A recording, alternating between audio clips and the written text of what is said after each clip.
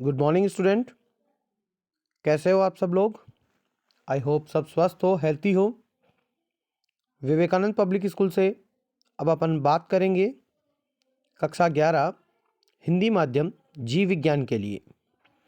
अपना जो अध्याय है वो है 19 उत्सर्जी उत्पाद एवं उनका निष्कासन। उत्सर्जी उत्पाद क्या होते हैं? उत्सर्जी उत्पाद जो शरीर की जैविक क्रियाएं हैं, उन जैविक क्रियाओं से जो अंतिम अवशिष्ट उत्पाद बनते हैं उन्हें उत्सर्जी उत्पाद कहते हैं। उन्हें शरीर से बाहर निकालना उनका निष्कासन कहलाता है। ये निष्कासन जंतुओं में अति आवश्यक एक जैविक क्रिया है, क्योंकि बिना इन उत्सर्जी पदार्थों के उत्पादों के निष्कासन के यदि इन्हें शरीर में रखा जाए तो ये शरीर की अन्य जैविक क्रियाओं को प्रभावित करते हैं। जैसे कौन कौन से उत्सर्जी पदार्थ प्राणियों में उपापचय क्रिया के बाद बनते हैं, देखते हैं। एनसीईआरटी की बुक में ऊपर की ओर लिखा हुआ है, प्राणी उपापचय अथवा अत्यधिक अंतःग्रहण जैसी क्रियाओं के द्वारा कौन कौन से उत्सर्जी पदार्थ बनते हैं। सबसे पहला पदार्थ है अमोनिया, यूरिया, यूरिक अम्ल, कार्बन डाइऑक्साइड, जल और अन्य आयन जैसे sodium, potassium, chlorine, phosphate, sulphate आदि का संचय करते हैं।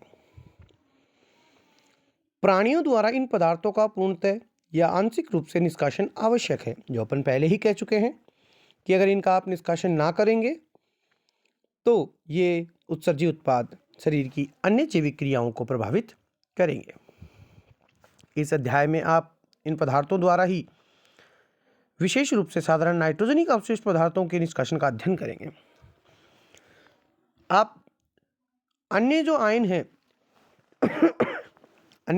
हैं यूरिया, यूरिक अम्ल, कार्बन डाइऑक्साइड, अमोनिया, यूरिया, इनके निष्कासन के लिए ही पढ़ेंगे, जबकि आप जो आयन हैं उनके बारे में भी पढ़ेंगे, जैसे sodium ion, potassium ion, chloride ion, sulphate, phosphate, इन अन्य आयनों के बारे में भी आप पढ़ेंगे।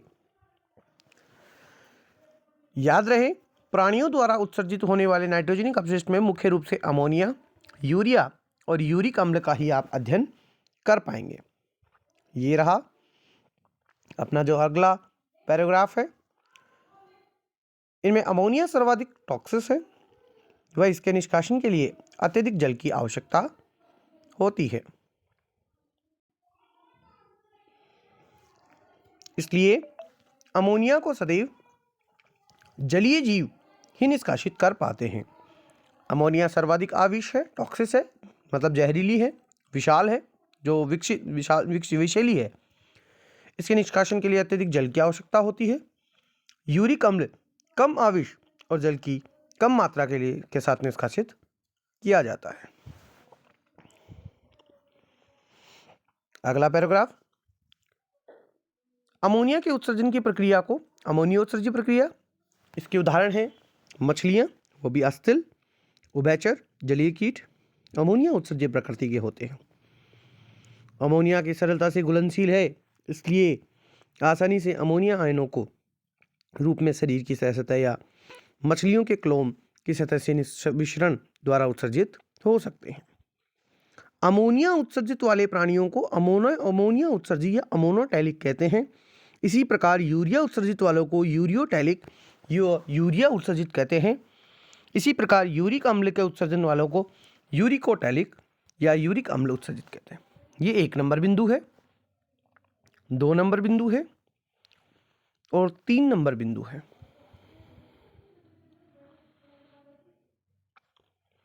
इस प्रकार 3 प्रकार के प्राणी जो हैं वो उत्सर्जी उत्पाद का निष्कासन करते हैं। सबसे पहले अमोनिया उत्सर्जी, यूरिया उत्सर्जी और यूरिक अम्ल उत्सर्जी। तो अपने पास 3 उत्सर्जी उत्पाद वाले जो हैं वो प्राणी हैं, अमोनिया उत्सर्जी, यूरिक उत्सर्जी, यूरिया उत्सर्जी और यूरिक अम्ल उत्सर्जी।